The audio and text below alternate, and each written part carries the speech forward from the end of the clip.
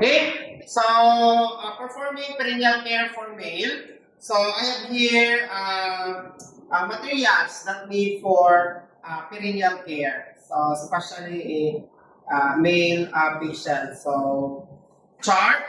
So rubber sheet. The purpose is to prevent the other linen from soil. And after that, so we have kidney basin with 9 cotton balls. And after that, we have kidney basin or any basin nga na ay betadine. And after that, another basin for soiled cotton balls. And clean hand towel for pat dry in case needed. Okay? And after that, I have forceps.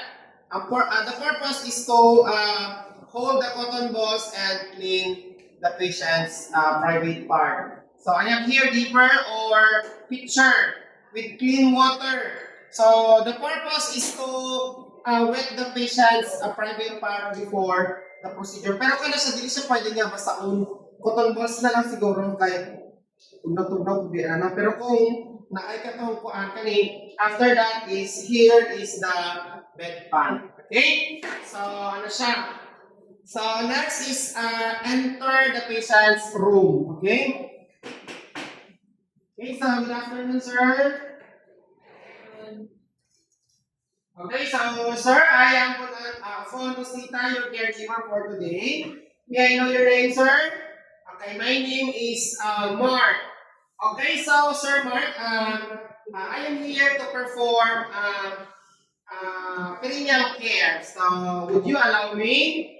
Okay, so may I check your wristband, sir? Okay, so Sir Mark, so while doing the procedure, please cooperate or please, I need your cooperation. Is it okay? Yes. Okay. So next is nagdida na si patient. So open the top. Okay. So kamo na ibahay na sa sa assessment ini mail mo ano mo sa mail. After that, okay. So place rubber mat or rubber sheet.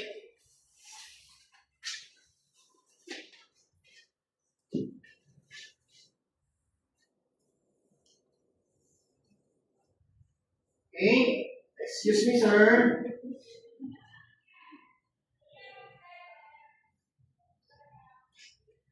So, sir, I'm going to place the bed bag under your back. Yan. Okay, sir. So, if you have any concern or clarification during the procedure, please do not hesitate to approach. Okay, so okay na siya kay one. Magsupol. Tindogid. Okay, so next is gloves. Okay, so perform gloves. So assuming na natin siya ka ng gloves, in-place naman. So mag-touch ko magugta diha, okay na. So okay na kung nag-gloves na ka, then mag-perform ka na. Clean mag-pwede siya. Okay, next. So, water. So sir, I'm going to perform the procedure. Okay, so basaon. Or kung itugnaw patient, kasi magtugnaw, may picture na area is around the aircon. Kung tubig lang yan, gusto cotton balls na lang, basahan mo. So, basahan mo siya o cotton balls. And after that, so, pag lalaki, okay lang tubig. So, okay na good, betadine. Okay? So, pag medyo may amoy kasi immediate siya ang betadine. Kay motor mo sa bacteria. Okay, so cotton balls soaked in betadine or water. So if the patient is uncircumcised, retract the patient's skin. So okay man, namin siya. After that, assuming that my patient is circumcised. So, in a circular motion, so rub the patient's private specialist head, okay, external area. And after that, dispose. So, another cotton balls, soap, water, or betadine. And after that, so, from, sorry ka lang, sa higher to lower part. Okay? Narap. So, one stroke until maabot sa scrotum. Dispose. Another cotton balls, soap, and then another side na pod. So, paglisod kasi kapag punas pagka ng medyo laylay kay medyo siya lumulutan or sa procedure. Okay, next. Dispose. And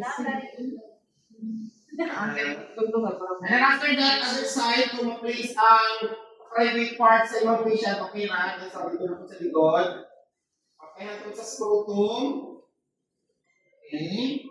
Mas okay pag abot sa scrotum, is-zigzag motion para taas siya umupar na maliit. Then after side. Okay. Then after that, paano ng kamay, cotton balls, okay, scrotum. After that, antod nga mapulong na siya. And after that, pag mahumay na, so pag nasa mga something dilin-dilin pa din sa head part, so iwan na siyang lipihan. So, after that, then after sa pikas ni side, pikas sa pag ni side, okay, patuyo.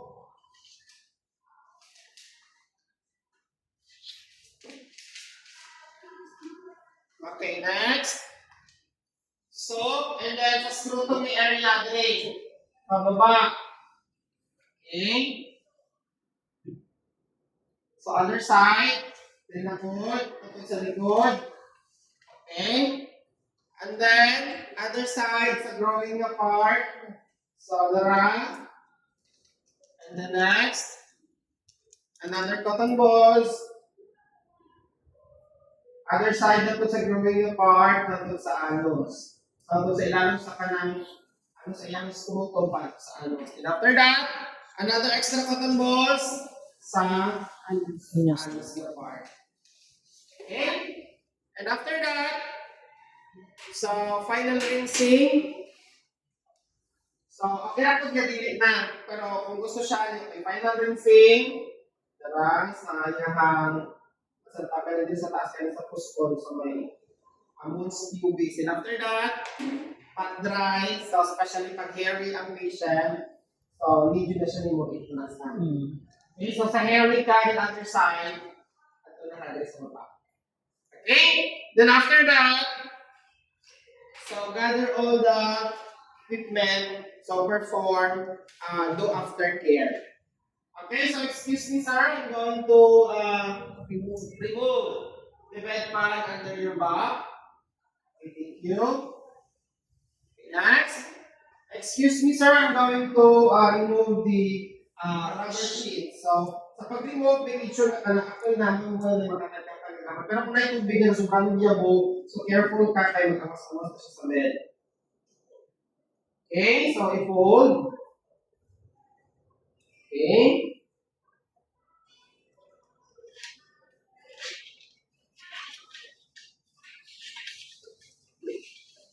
Okay, last. Okay, sir. So, we're done the procedure. I'm going to place your top sheet properly. So, daghan pa man yung mga stars kung i-access mo patient. So, are you okay, sir? Yes. So, are you feel better now? Yes. Thank you, sir, for your cooperation. So, our procedure is successfully done.